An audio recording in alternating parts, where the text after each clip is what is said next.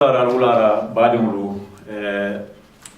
tolle mortale nan kodeke na programme to Ibrahima Fati and Dr. Sidi Ali Jane arjuma kanale Gunjur radio to Jane Koto FM kana kanyo hakilima and programme of fam waleti nyo hakilima and programme lemu ko Dr. Sidi Ali Fonsafo na programme do ko nyame radio programme do ko ñoo karandol ñoo korindonde ñimmu ñoo kala mutandiroleti yo Dr. Sidi Ali ñol mu molde kon sa faale ñamendro wati bawo mo si mankirul le fanan dunya kono wati programme akuta mala ka futa mol ma wala nan ka sey ko dolu kam mol be kumande kanne be betan lambe jayila nan lamari lalu dunya fan tan nano bela be betan lambe jayila yo bare niaje naka na fanal la konga fale nyame mole mati ananyonglu ibaluta dunia be faradula lulete so faradula lulo ate baluta faradula sabo bele kono nin dula man dula dam bake ala balu kono wala mu pata findu anin arabu du anin tubabu du yo wala atinna akumada bake hadama dum famu londo leti yo ala ate hadamadi ya fama fanana la kiskisiro ke damen to kan waran anara di fanal men kan wolondolo akana kantul hadamadi ma koy woleto yo Dr. Sidi Ali binnabe men ka chala liye wala ko beñabe e mo findula nyame banku kano mune mu banku kano famte kado ni na da jube tolbe nyim bankol men kan molbe janne men ko ye fam ko mande ko banku kan la lemiti bari wobu ka diyan toliye sakon tolulun tam bari woliye fam ko mande ko mi banku kanula lete sa ko nationalisol yo sayem banku kano dum mune fam wada ni ana fam mune de bi Dr. Sidi Ali bina kacala le wolela kato ni na raji ben Africa bankol jamal be jamial man dorol kanaje bari menno ke sammananje ya manke ko fam le katama denkem yana banko nyunu kam bari e ka banku duni kana ni wol fam le duma ye kinan ila bankol ka wodo nimbangu di yakano lonta to mando bato mbe kisa nola wolumala nimmantor jamabe bankol kam fata findu bankol kam banku diul fa ka sabu nin to mando banku di yakano lonta wala solta to mando wote kel woto wala nabi bankola kano banku di yani mbaka banku di kela banko kano mune mati femo fe na kafa ba mem alquranoti amatu je Dr. Sidi Ali binam kono do diala walla bi baade mo nim fota to dingrato do sidanga le no ngafo Dr. Sidi Ali kumo be bol Dr. Sidi Ali abaraka bake Ibrahim mbe ijayla bake la nyin sitinyema ka yemin ke programme nyinna ka mul hakilo bulandi wati muni atina programme nyimbinala mbe ikontonna andumbe Dr. Yahya Drame fanan kontonna kon ka fu nyami mi yaron ka tulum programme fon jato nioti mbe gunjur radio jana koto FM fanan kontonna mbe yayla bake be tesiti ma min kan sa ko nyi wato kono be natal nyima ni tandila molla radio ginna karota ay mo kontan bak be do kulal kilu wo kilim be yembe be yayla la wolo la nyima kan lamgir la dum fanan be dunia dawda mbe fanan konton na mbe yayla Ibrahim bi nginin karo wala nyinti banku kano wala monti mina famu banku kano ti andun tonya luntaya lunta mi yaron ka dinga hakilo katama nin aya nyaay le dunia kono aka banku kano sute banku dingol balal ni tata misalim fe banko dolu kan ninga banko kilin tombo yene ko misran ko la banko wala mu ayesanoti haniya tara ku jawol be lor mar manda ma be la banko kan womi nya ko to ku kan dole ni tata banko ko tamal fanan ka ibo si fal tar yabe ko banko diya nim banko kano yi wala tambindi fen mu mebe kan waya tena ni arabul famala kuma kan wala me ka folo ko arabulu ina muslimol wala arabiya folo wo kola muslimia bari nana ta amala ka muslimolu ini arabu ka of hani ya tare kan yin bank min lo fa mi anan ko arab bank wala islam bank ka folo ko arabo lu ni muslim la bank al arabi al islami arabu bank al islam muslim la banko arabu bank même muslim ya fen ko ita fala ko muslim ya banko ni arabu na ba fala arabu banko ba arabu la bank ani fen ko amanka ku jawti de adama dingo nyante ya kanula le ya bunya ka to kudan tan biye ika ko mi ko watan anin al muwatana banko anin banko diya banko ka tara jeri bari muwatana banko diya do bi yimbe min nimbe banko de banko kano kallo ala kende ke molu ka nyoda njeri mbe siri ni Sweden min kono ja min ku mu kene baatu nyaabe minna fewo fe mu adama ding wala hakoti min mu Swedish wala hakoti ya mu me betale ya dimbe la ikom bele hakoso to yi bar ton min fam be siri fonka kalam taro keno Sweden na banku diya lalba ko Swedish wala kalam ta nyame mbuka kalam ta no nyam nse keno kama me ko mu jamala ku ka ko nyi nyandi nyofe ha jansa imbi janato an jankay to lebe fen ko lebe mbul yo to nyalo bar ni mira nakachalu minnu be ka kija nin da malu sita aka Sweden kachale tiba Europe kachale tiba fo Gambia kacha wala ko to nyinto ko watano be mbulu janne bar muwatini ya banku kaninya min nyanta kala banko e jang woman tarambu watano be mbulu min jam fatana wala Gambia ti bari banku di ya Gambia la karo wala waratan kan katambi ko mo mebe wala yatina nakacha watu waje kama Gambia woda malaka ken nakacha ti ayatara nyimban ko mi yalan ko be siringa kan ya hako be dira ko balu jam ko ikanyina jam wota fa wala amaka ka fama ku jawara ke woto de min bi je wala min ti adama dingo ala ye kul aye dada banko min kan aye tarandi banko min kan iwuluta banko min kan wala mu banko ti mi yalan ko anyanta kele nya ko to sano de ko mu mebe wala yatinna nyim banko misalan be Misra misalan be arab jaman ko tengolo biri dingolo biri be karambu mo folola e kami yitandira wala mu banko follow banko ibe banko men ka wala ko mu mebe nga banko dole ye Ibrahim ni nyo wala kinto wala shenefan kote mo ni etu ido fo bawo banko da fan kama ya ma wara bake aya do fota ka wodala ka ke banku dingol yem burot bara kamim fo e ko nyindo fo min alka dom alita sutola duniya dawda na man ke jannati wata nyanta ala tentula ala miya non ka do fo di al amadi banku ko na fal molu kulu ta wo kono ika ni na ta misal be sengi ninka mana nyimburu sifa nyindo fumbura bali ya ba ni ko hani sa fa alhamdulillah e to nyanta lay banku nyon nyinuma hali do fumburo soteya memin banku di ya nyanta kala mole miya lon ko ila banko ye wole tambindi fen mo me berakatu ila banko te fi wo fen soto balwo ko ila banko le asa andon banko mu adama dingo e minti e wuluta damen amuye minti abi jele janni be wulula andi ba tula jele la ta kola banko nyimbi jele janni te be wulula andi be banko nyim farantula jele ila balwo kola waya tinna woto kantaro mi yalon ko adama dingo nyanta sotola wala minti ka banku diya banku kano ka tambindi fe mu mebe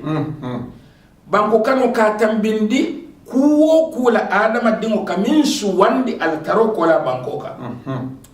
kuwo ku akata politiko la karolto akata economic la karolto akata dino la karolto akata na social na kafola karol ka kafunyo kanyami nyin ku dan tamalu kili wo kili ila ke banko ka woktu mo de kana wol suwan politique parti jelle be kere misalim fe ya nyim parti kar le biye nyim parti lu min dia te be wolle tombon bari nyim parti li e tara banko le kan woto ila banku dia le feseya ta wo parti le ila banku dia le be wo parti le nyaat wo parti lu ila swando lo moti geto alsia no nyoti ali doya no nyoti hakol ni wajibo la membe wo parti hakol ni wajibo min wo patili yadi alsi siano nyoti aliye do ya no nyoti nga foko misali be modo bi mi alongo patio biri ya londi aka kodo di patila wato akala kunjo kala sang ala kanjoke akala mun tungu fana akala sangjoke abelorum pati ni na tilo ni suto ni tilo be kon do bi wo ay pati ni kanole bara baka kodi ke pati do baka do ko ke pati woto wo mo fulolo ila suando le si wodin krat pati be min di le la woto e senyo dan noje banku diya wo pati lale pati dingol da mate ma e be le kango ni na ta misalim fe economic fana bali wala karola mo ka suwandi min diate dole bi je wala ka fal sare to le borni prise baluno ila suwando mo lati dole bi je wala be kala no mo lati prise do ko keno ila suwando mo ke fam balundino dole bi je wala be kala senelal lati dole bi je wala be kala karandir lal dole bi je wo suwandiro fana be adama ding fo ma jaatul bul mi alon ko asotota bankole ka bankole feseyata atela wo suwandirote be min naga nin ay min suwandi a ko ngani min suwandi nin ko mba sambale benna bankoti ngal wata ba nyata ya afri nim politiko le batine la bankoti nya woto jenke wo ko min be la bankoti nya ni atara meki no wala balu ni no batine ila banko ya tinya o te gine la balu ni siba sila do yibe min sila bankoti ko wala na ni alquran wala ma ya ka foye ko alnene kana tinyaro ke banko kam banko la bete akola Allahu akbar alnene kana tinyaro ke banko kam banko la bete akola ni nata molla suwandiro fana bi yemi alon ko banku diyale be wonya to wolum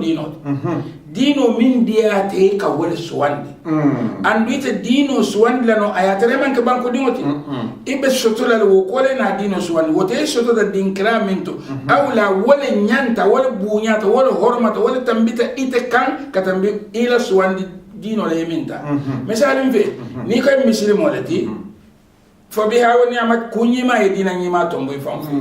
ni donc atem christian lati wota fanan ay nem dina nyima tombon afam fe altol mo fulo christian ni mislimo ali be la suwandiro de min dia tali ali wala tombo bari tan wo christian mo mebe ali be mu banku den kile walati banku diyato ali ka do sa kilin talawo to ji kilin talawo to fonyo kilin ali ko tala kenya o kenya ali be le ka kan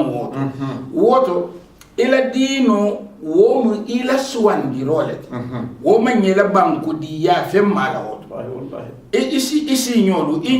ku ke nyolu ni atara wol metela dino tombon e mela dino muta e dina kote na muta wo mu altul be la suwandiro le nin don bi yewol kata gelam bato ye yiri ba mate ko wol mela alati wala mu wala suwandiroti wot bari la o suwandiro mela banku diya fem boje katu ninga atata la jalam batula na bod ye ka dongoro ka nyama ka kawle nyama e ka tenku la bunko nyama ka tenku wole nyama woto suwandiro lo nyindi ni na ta nka kafunyo ma nyame banku diya la fanambe ko kafunyo ma nyato misal be tam mandin ko leti ila fitele dimbaya mara nyame ko mbatu mata suwa futu wala tam suwa leti ila fitele dimbaya ko mbatu mata ngana jola futu wosu wandiro tute tifon jatol bul wotela wosu wandiro fana banku diyale warata wot wosu wandiro manyanka banku diyatinya wala yatinna ni alquran wala makila nyima la watu wala sallallahu alayhi wa alihi tumo minna muslimia janni muslimia binala alkaba bijele andu molle be mararin alkaba molle min yalon koy ka higilal min dondi ka higilal do morindi alkaba kyabo be dolle bulu e be tala ri wala bulu banko ya tala wala nyama ko be wala bulu kabir muslimiya nata muslimiya manna ka molla siti ko min be bulu be sitiri bulu anda manke fitina sitinyati muslimiya manna ka otinya kabir islamo nata lota sire ko ala dino sila wollota molu min be mararin num alkaba sila ye bondi ye kyabo ya bondi amare yani kabirin yinketa wo manke ala la suwando ti ala lafta tenku wala kutiol min be bulma dami man fentinya dino la karole man fentinya banko la karole man fentinya sate la karola ala murundika wo ya tinna kabirin yin tenku kada doron ala nata alqur'ana ayo jindiki la nyimaka ayo mi yaron ko be ka karal wodun ka tambiya ako inna allah ako muhammadi afo moli ala de inna allah ala de ya amurukum abali tulu ya marla amma muhammad fa ko ya muru ka abete ya marla ako ya muru kum abali mume be ya marla ali mume be kila dabije sallallahu alaihi wa alihi rasaibul dabije tolbe dabije mo kotamol dabije ako ya muru kum hey altul mbali ya marla an tu'addul amanat kara fari fengol minnu ya lon ko ibe molu bulu ali murundi ila ahliha amariyol ka Allahu akbar mbali ya marla ali sembo soto ali mararoke ali dino sambanan ali enta ala kuma kama kika wos be kola kara fari fengol mimbe molu bulu makala kyabo kabala kyabo maraminna minnu alay murundi la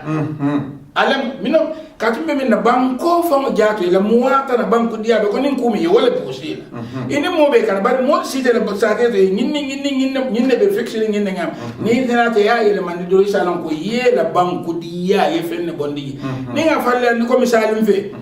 ko mboko jur misalim fe minnu ka ke alkalol ti ni tanata ko sembol be le kombe alkaliya bola woto ngasa wondi dinkra ko den wote molla kara fare fengo iyo wole busila adu nie busila yela moya ye fenne bondiye ina ka fenne sambana mi ala ko sembo warata banku diya yela sembo ta ya wala ala ka fukila ko inna allah alunku ala de ya'murukum abete muhammad ini la saibo ini la mantobe ya marla antu addul amanat kara fare fengo ali shayndi ila ahliha imariyol anato wala kila kama kai anato wala yako wa idha hakamtum nindum albina kitiyo kala molu baina nas molu tema an tahkumu bil adl al kitiyo ketile wala nyulle ka al kabala kyabo mutabirin bire sila nin al kabala kyabo haniya tara itol man kanu muslimo to ko mo be man kanu muslimo ti law wato nyami ni muslimiana sila ko be mara sila be dinkramin to kaba ni sila makam dami sai limani amol sembo warata je wato alin la fengol sendila andu ni be kiti la kiti tili wala banko di wala tab inna allah kana sami'an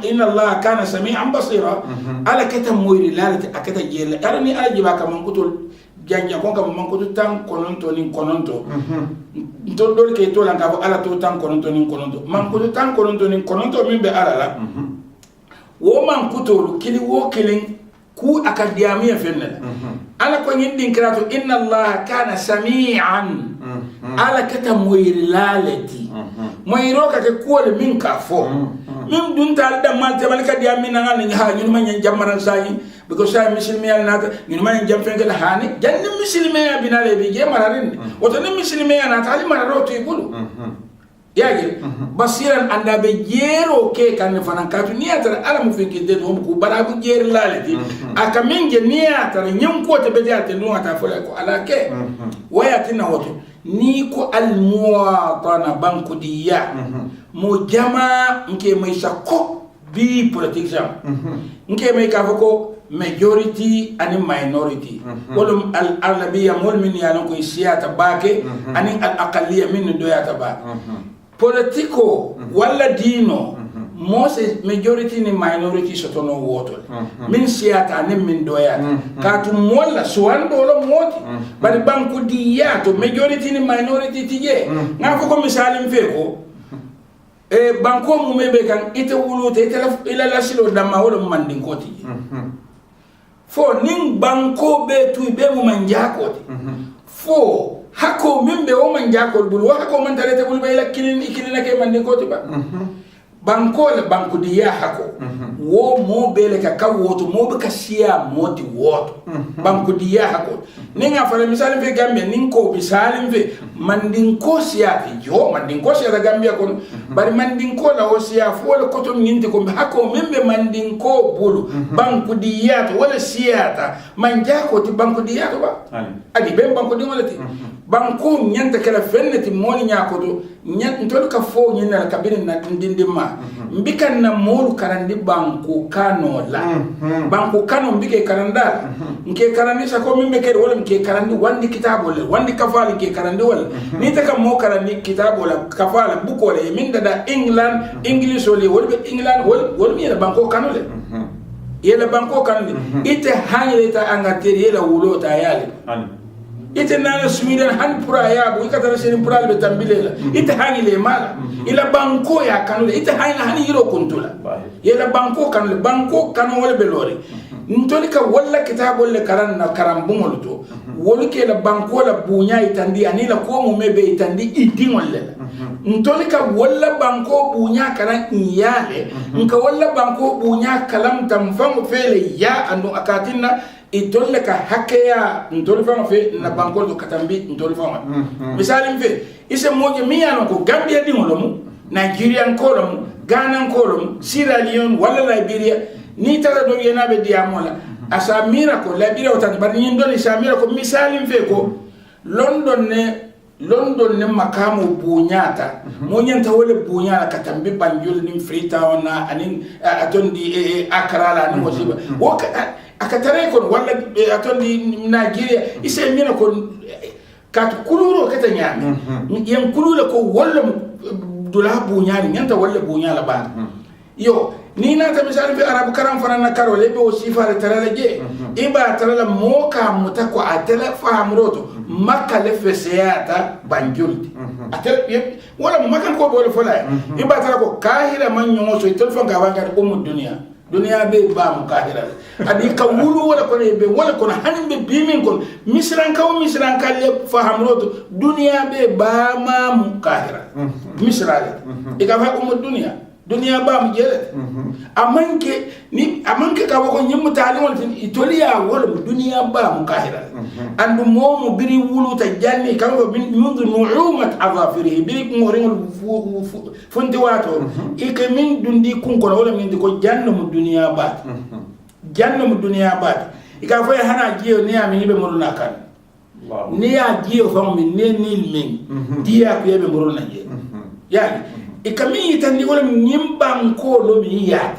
bir modin di nyanta ka wala karan nin to nga arabu kitabol ta ngol karan di ya aman jawya ngol fahamundi bari nyanta min hakil tula wo arabu ti yemi an ka ya do ya wala be kahira kala fenko di sanoti ibe makala kala sanoti ibe Damascus wala kala sanoti Beiruti wala kala sanoti wo sifal wala man jawya Nouakchott wala kala sanoti wala man jawya e banku di wala bari te famu bota banko min kan wo ka muri inya ko to woman ke fent abe ko ni natan tolla karola fota make ka ko Gambia doronde bari mbele fota banku kanola ko nyanta kan la nyami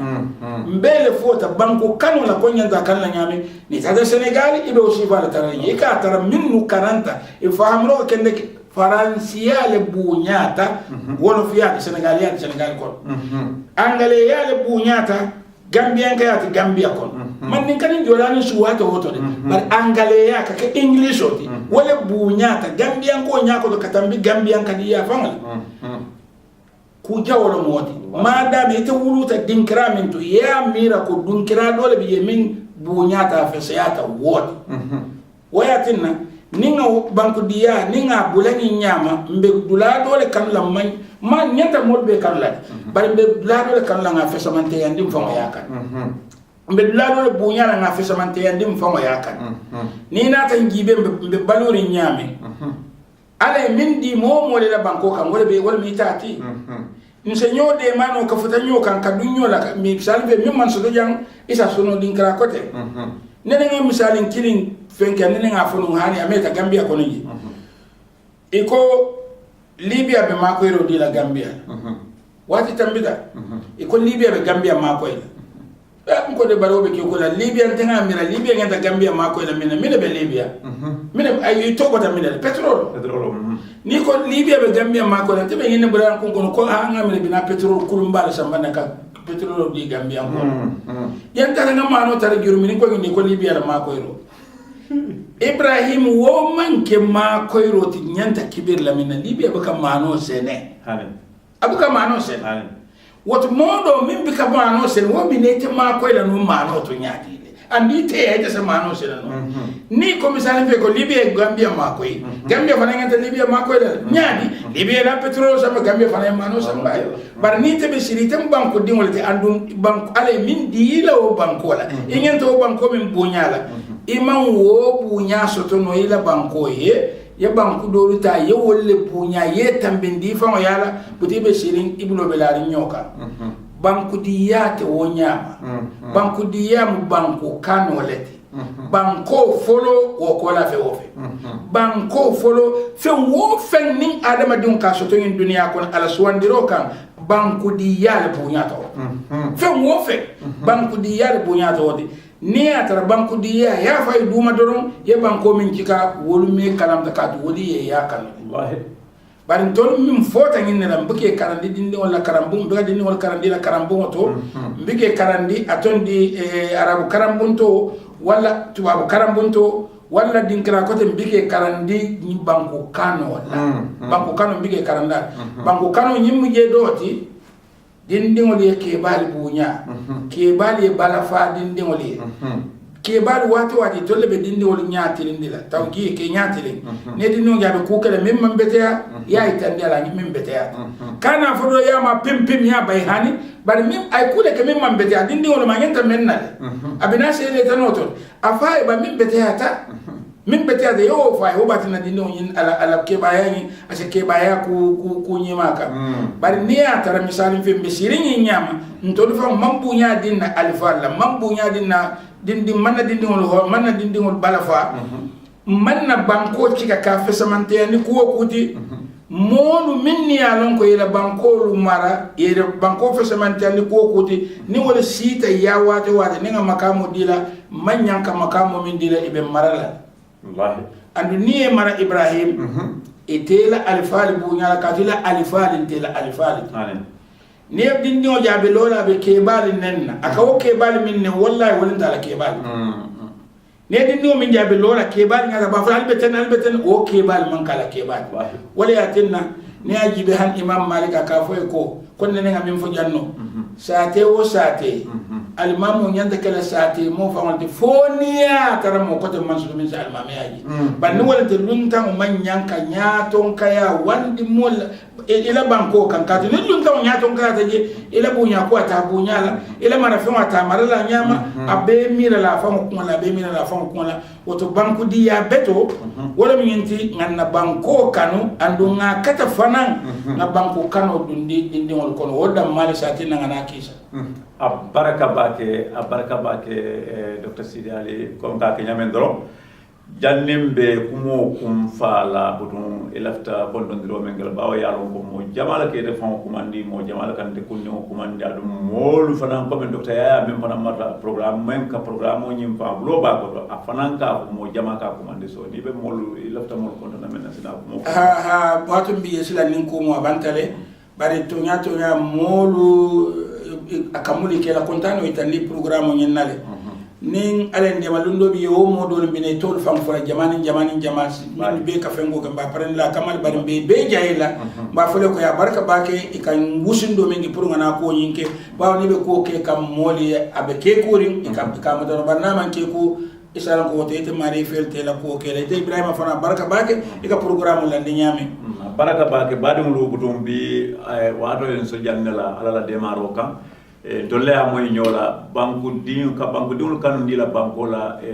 tactique jamala beje comme fere jamala beje ajube ko do fe me alon dol ko dinna be amale ala hakilo amal dol ya be batun dolu ke balundi do fel bari mo doliya menketa Egypte wala do fon ke la tactique odi bawo mo fennete me alon ko doliya ya kumayandi ka dundila dinnol to brin dogis wala mo la kinde gadinol to ka dindila dinnol ko kono ni na reje ka foy ko nanyum do fe muro ka so dali ni ko ha ye bulol sumbe ko nyimbe jibda maldo tactico do le mol munne andina wodo to la kombo jurbi ji nde juri kala tactico de pour ka itandi dinno nin mo na la luntaw ay jur dimba siga na landi ko da ko mo nyinga so dali ala ni ko hani nyimba so da ko sumba ko nyinga so do gambia da maldo wodo ningawolu ke nin soksi tawalla kido lutinano ke di molla duma ku ko lutinano ke di molla duma ku de talte ke do la nyonanyo dino fon kono ibaje la ko banku dum de lola ay alifa neng dino la ko la kara balana ko nyin dino wo ben ning ala de ko Dr. Sidi Ali ya fa nyame fengol le modu wolu nata le ngeta andu nyante talale barinna banko mbatula labe moyde ban dina mola moyde ban ibe falale ibe banko tula banko diwon le wodo nimme yolo banko kanoka wo banko la ballero nyanda tar la sandlo dron badi mulu docteur Sidi Ali Nsimengi no doro mbafole ko a baraka baken mbafala docteur Yaya Drame aya baraka e mbafala to lamurlal be ali ya baraka alaman solo fami ko nyumala la baraka fo e aljumanala